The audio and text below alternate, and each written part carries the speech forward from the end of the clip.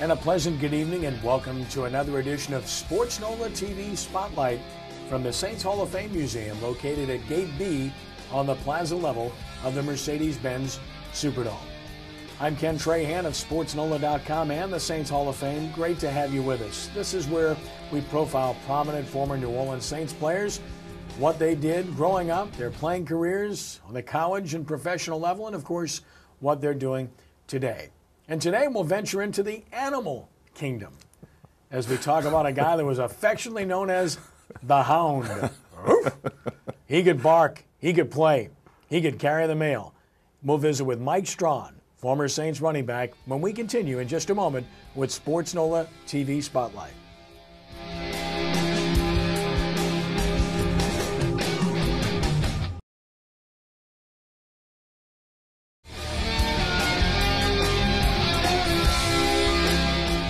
SportsNOLAtv Spotlight continues from the Saints Hall of Fame Museum in the Mercedes-Benz Superdome. And our spotlight falls upon a former running back for the New Orleans Saints who was very good here at a time when the Saints became a pretty good team in the late 1970s. Certainly, offensively.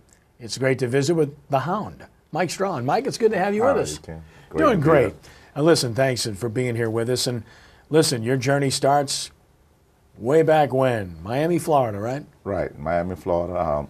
Played for a high school down there called Miami-Jackson. Graduated in 1971.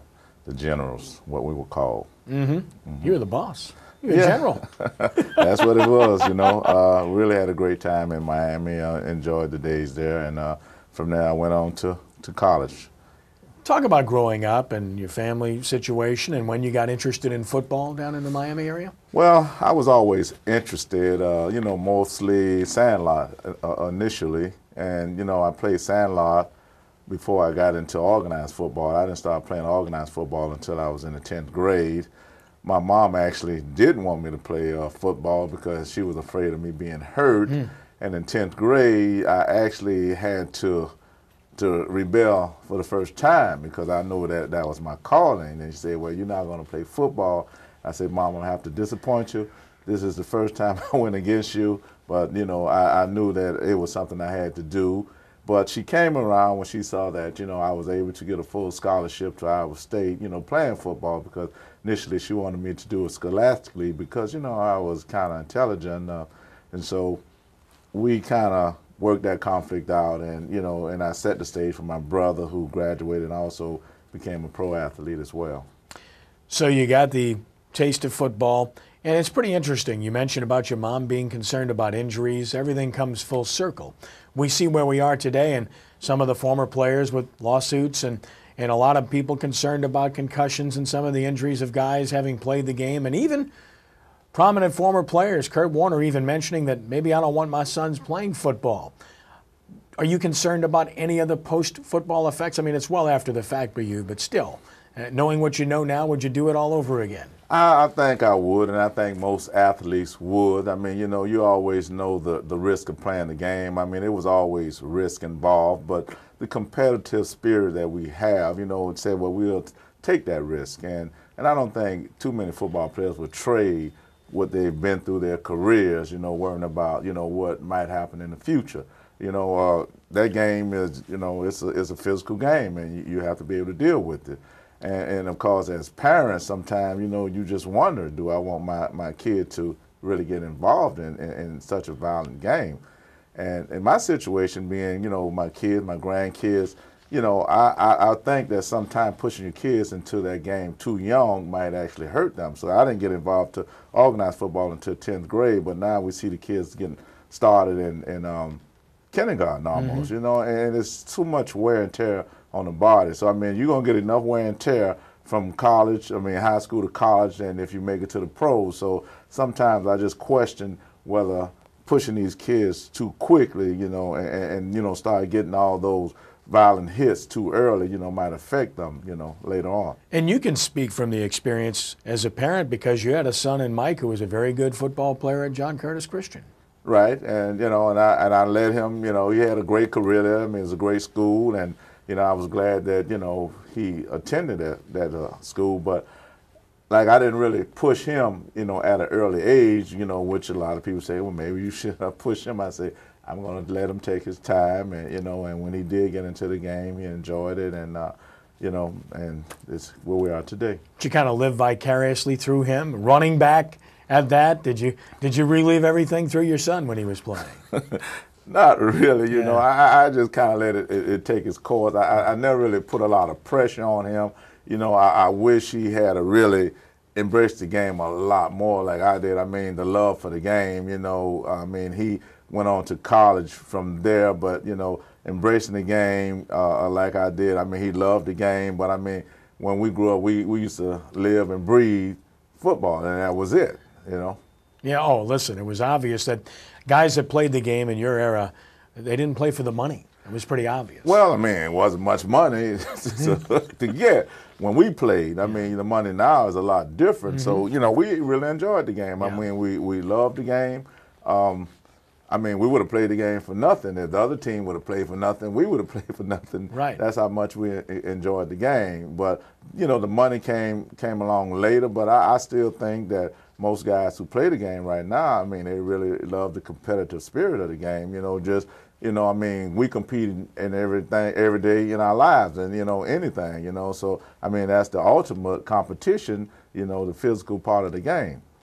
Well, you go from Florida to Iowa, Ames, Iowa. I've been there. I've done a game there. We're going to talk about Iowa State, the experience for the Hound, Mike Strachan there, on his way to realizing his dream as an NFL football player right here in New Orleans with the Saints. All of that and more still to come as we continue with Sports NOLA TV Spotlight here from the Saints Hall of Fame Museum in the Mercedes-Benz Superdome.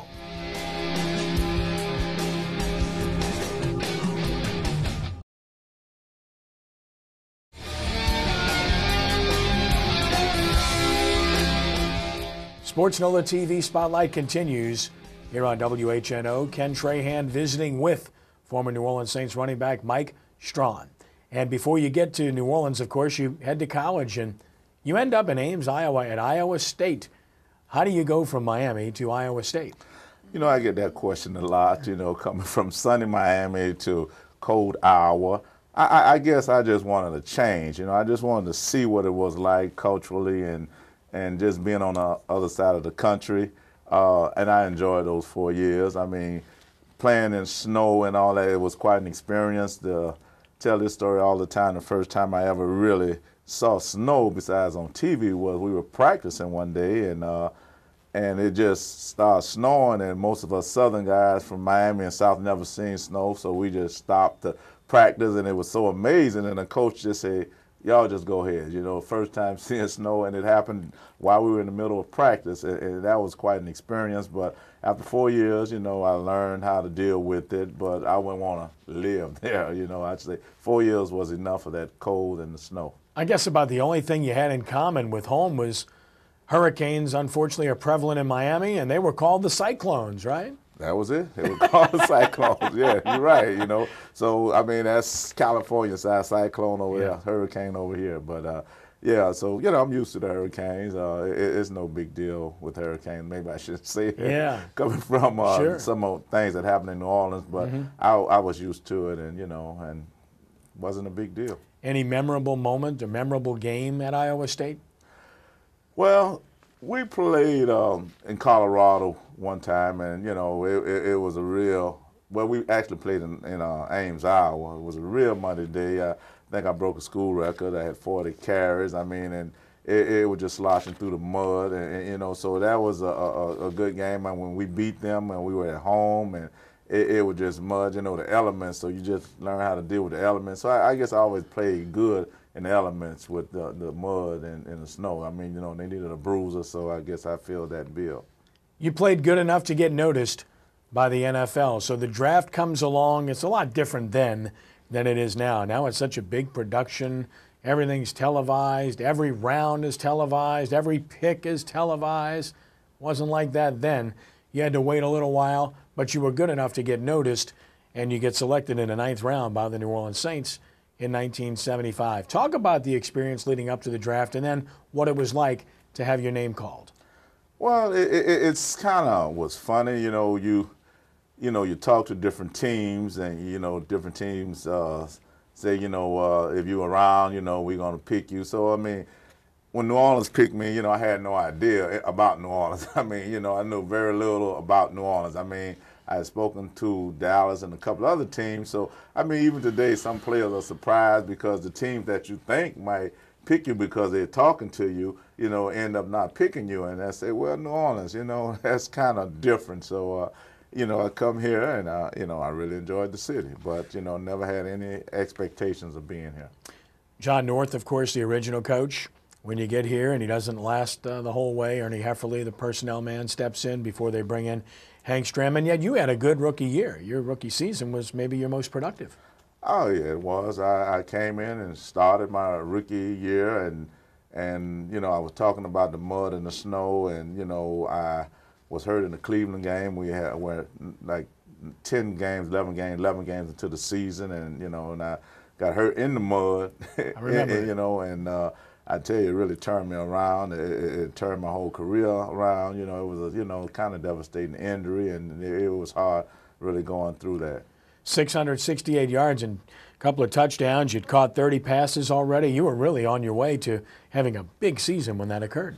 Well, you know, and the most discouraging thing, you know, I was sitting in the hospital bed, and the coach came over and gave me a letter. He said, Mike, you on track to become Rookie of the Year. You know, the league were considering you and another running back, I think, out of Washington. I mean, I really didn't feel good to hear that because, I mean, we had another 3.5 games, Sure. and I probably would have gotten over 1,000 yards. So, I mean, you know, but you have to kind of take that in football. You know, the opportunity sometimes happens like that. You know, you might be good and it might be bad, but, you know, that was just a bad time. And talk about the injury, the specifics of the injury. Well, actually, that was a game, you know, I had 99 yards in the first half. I remember. And it was closest halftime. I was blocking for Alvin. We scored on the play. Alvin Maxson. Alvin Maxson blocked, knocked the defensive end out, and it was so muddy. Our defensive lineman actually lost his balance and tripped, and I had my leg sticking back, and he broke my ankle, dislocated, you know, leg. I mean, it was a bad injury. I just went numb. But, I mean, you know, injuries are part of the game, you know, and you just have to bounce back, you know, and some of the guys now to get these injuries, you know, devastating injuries. Medicine is much better, so maybe, you know, I could have even gotten better, you know, they had the type of, you know, medical assistance that they have now. Visiting with Mike Strachan, the Hound, former New Orleans Saints running back. After that rookie year, his career would continue with the Saints, and there would be some interesting times, coaching changes, and a couple of really good offensive years. We'll get into all of that when we return in just a moment as SportsNOLA TV Spotlight continues from the Mercedes-Benz Superdome.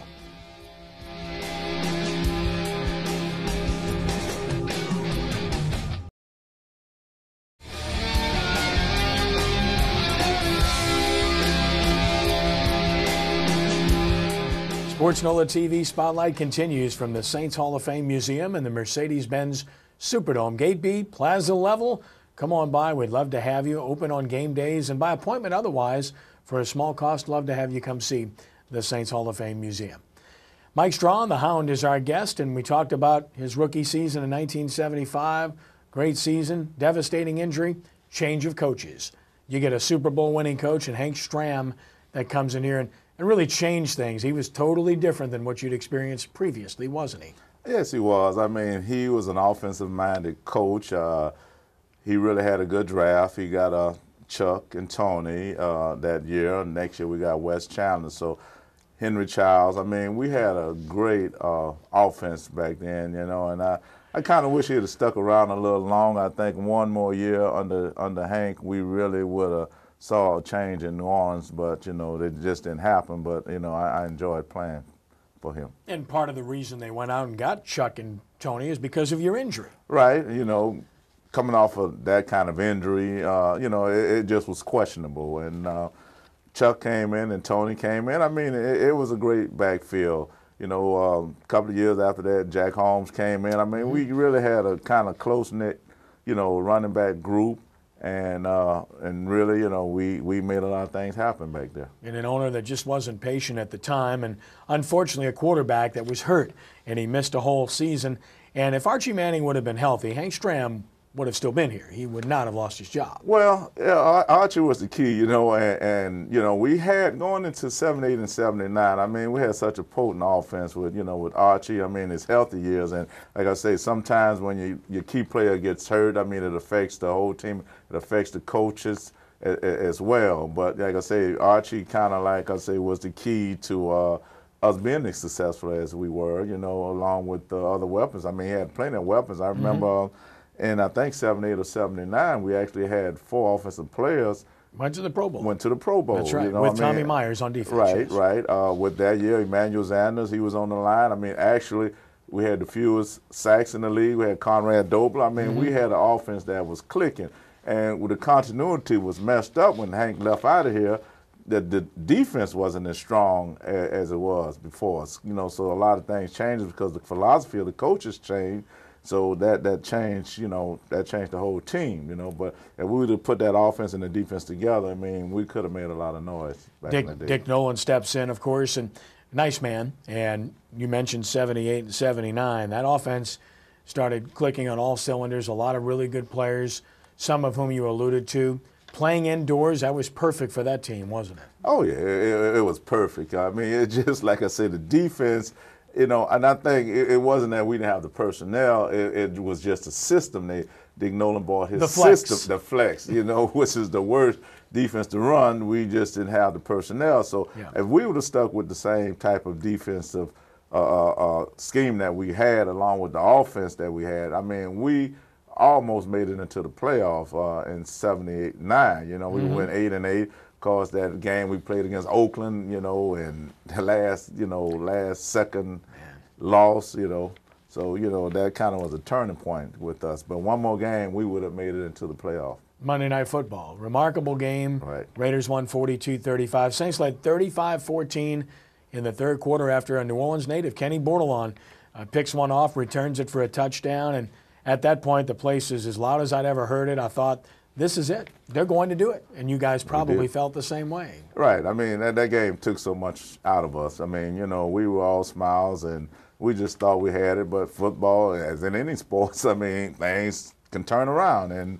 it turned around, and, I mean, we just, had our mouth open, wondering what happened. You mentioned Jack Holmes. I know you guys are good friends. Jack did the dirty work. He blocked for Chuck Muncie, he blocked for you. He ended up blocking for George Rogers, Jimmy Rogers, and those guys, you all had a lot of success because you had a fullback that was willing to do the dirty work. Yeah, well, most fullbacks, if you look at them today, I mean, they hard-nosed kind of people. And, I mean, running backs, we kind of prima donnas don't like to get hit like that.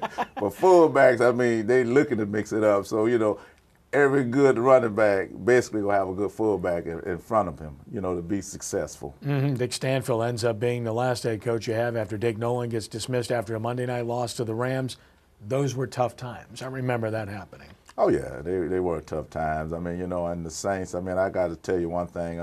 We had some tough years, but, the fans really stuck with us. And, I mean, whether we win or loss back in those days, I mean, they were behind us 100%. And so it was so great when we finally did win the Super Bowl. And us, the players, from back, win, we felt as good as if we were like out there playing, because we know that the fans had stuck with us so long that they deserve to have a Super Bowl finally, in New Orleans. Yeah, they're still here, and they're unbelievable in the way they support this team. You ended up staying here, and you've been living in the metropolitan area for quite some time. You've been in Kenner for a long time. Talk about what Mike Strahan's doing these days. Well, Mike Strahan, I mean, I'm a realtor. I'm with RE/MAX Affiliates. Been doing that for like 30 years. And right now I'm also a partner with couture furniture in the French Quarter called Exaggeré, couture furniture and art gallery. So I'm just trying to keep my feet, all wet, basically. And enjoying it. And you loved it here. That's why you stayed. Yeah, I do. My wife, Loretta, is born and raised here. I mean, I can't go nowhere with her. She's the boss. That's it. So, you're not going anywhere unless she says we're doing it, right? I'm settled here. No, love the city, love the culture, love the fans. Well, obviously it's a mutual love affair. He loves you back. And Mike, it's great to visit with you. We appreciate you joining us. Glad you're still in the community. God bless you and your family, my friend. Thank you. Mike Strachan, the Hound. And, of course, you can continue to follow us here on WHNO each and every week. Glad you've done so. And we encourage you to come to the Saints Hall of Fame Museum here in the Mercedes-Benz Superdome. That's today's Sports NOLA TV Spotlight. For Mike Strachan, I'm Ken Trahan saying thanks for joining us and be a good sport. God bless you one and all. Rounding third and heading home. So long.